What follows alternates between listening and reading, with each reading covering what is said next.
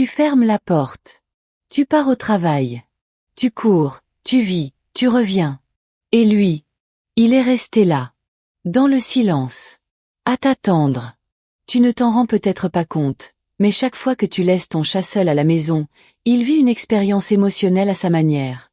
Ce n'est pas seulement une absence physique. C'est un changement d'énergie, un vide, un silence soudain, et parfois, une incompréhension.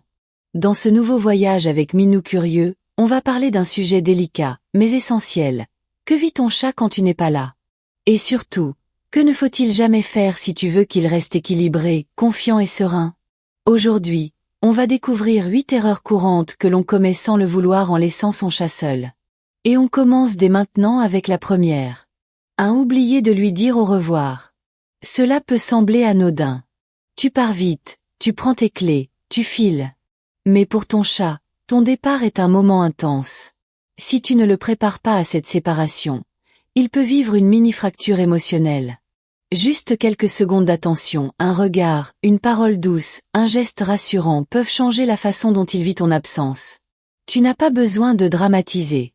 Juste de marquer le moment. De lui dire que tu reviens. Même s'il ne comprend pas les mots, il comprend l'intention. Et ça, c'est le début du respect. Si tu veux vraiment comprendre ce que ton chat vit quand il est seul, abonne-toi à Minou Curieux. Ici, on explore les émotions félines en toute douceur. Ton chat est peut-être silencieux. Il ne crie pas quand tu pars. Il ne te retient pas. Mais cela ne veut pas dire qu'il ne ressent rien. Il observe. Il note. Il ressent. Et ce que tu laisses derrière toi a un impact plus grand que tu ne l'imagines. Parmi les erreurs les plus courantes, il y en a une qui peut vraiment troubler son équilibre. De le laisser dans un environnement sans repère.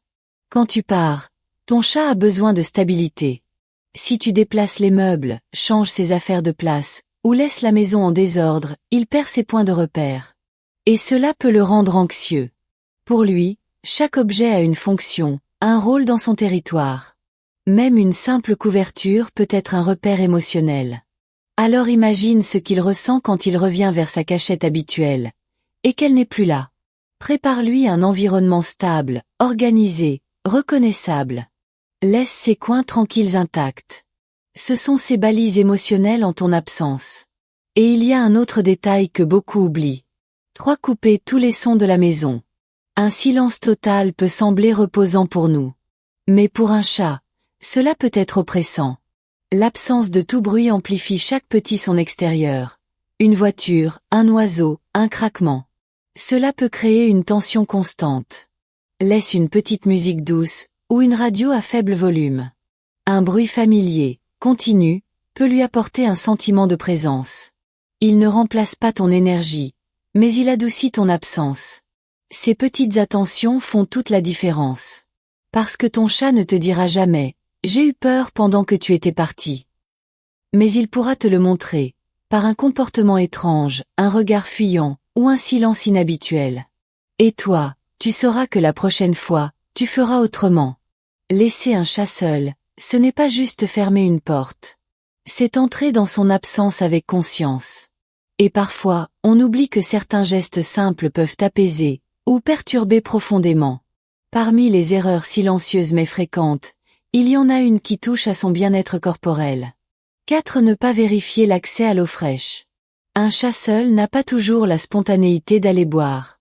S'il fait chaud, s'il est stressé ou s'il a mangé quelque chose de salé, il peut avoir besoin de plus d'eau que d'habitude. Et s'il découvre que sa gamelle est vide, sale ou mal placée, il ne te le dira pas. Il va attendre. Ou se priver. L'eau, pour un chat, est plus qu'une nécessité. C'est un rituel. Une sécurité. Laisser plusieurs points d'eau accessibles, toujours propres, dans différents endroits de la maison, c'est lui dire « Je pense à toi, même quand je ne suis pas là ». Et il y a une autre erreur, souvent commise par amour, mais mal comprise. 5. Le surstimuler juste avant de partir. Tu veux compenser. Lui donner de l'amour avant de t'en aller.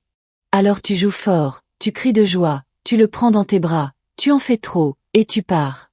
Mais pour lui, cette montée d'excitation suivie d'un vide est terriblement désorientante. C'est comme une fête qui se termine sans prévenir. Il passe de l'euphorie à la solitude, sans transition. Et cela peut générer une forme de stress qu'il ne saura pas comment évacuer. Au lieu de ça, choisis la douceur. Un moment calme. Un mot tendre. Un rituel tranquille. Pour que ton départ soit fluide, et que ton retour ne soit pas attendu dans l'angoisse, mais dans la paix. Ces deux détails, l'eau et l'émotion, peuvent transformer des heures d'absence en une expérience de confiance. Ton chat est un expert du silence. Il ne se plaint pas, il ne hurle pas. Mais il ressent. Et parfois, il souffre en silence de ce que tu ne vois pas. 2 erreurs très fréquentes contribuent à ce mal-être discret. 6. Le priver d'un accès à la lumière naturelle.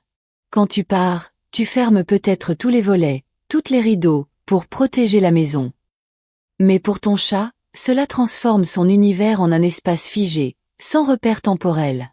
Il ne sait plus s'il est matin ou soir. Il vit dans un entre-deux anxiogène. La lumière du jour est essentielle pour réguler son rythme interne. Elle structure son temps, soutient son humeur et l'aide à se sentir vivant. Laisse au moins une fenêtre ouverte à la lumière. Laisse-lui un coin où le soleil entre. Cela lui rappellera que la vie continue, et que tu reviendras avec elle. Et voici une autre erreur, très courante chez les humains qui veulent trop protéger leur chat. C'est de fermer toutes les portes à l'intérieur de la maison. Tu penses bien faire. Tu veux éviter les accidents. Mais en agissant ainsi, tu réduis drastiquement son territoire. Il se retrouve confiné dans un espace restreint, sans possibilité de choisir où se réfugier, où observer, où s'apaiser. Un chat a besoin de liberté de mouvement, même quand il est seul. Il explore, il patrouille, il se cache. Et s'il découvre que ses lieux favoris sont soudain fermés, il peut se sentir rejeté, perdu. Ouvre-lui des chemins. Laisse-lui ses repères. Fais-lui confiance. Il saura où aller. Tu reviens. Tu ouvres la porte. Tu retrouves ton chez-toi. Et lui est là. Il t'a attendu. Il a senti chaque bruit. Il a entendu tes pas dans le couloir. Et maintenant, il te regarde. Pas avec des mots, mais avec tout ce qu'il a contenu pendant ton absence. Et c'est ici que beaucoup de gens commettent une dernière erreur, souvent sans s'en rendre compte. 8. Ignorer ton chat en rentrant à la maison. Tu es fatigué. Tu poses tes affaires. Tu allumes ton téléphone. Tu passes à autre chose. Et lui, il reste là. Il t'observe. Il attend. Il a vécu des heures de solitude, et tout ce qu'il veut, c'est une reconnaissance. Un regard. Une voix. Un geste. Ignorer ce moment, c'est comme dire, tu n'existes pas. Et même s'il ne montre rien, cela blesse. Cela l'éloigne.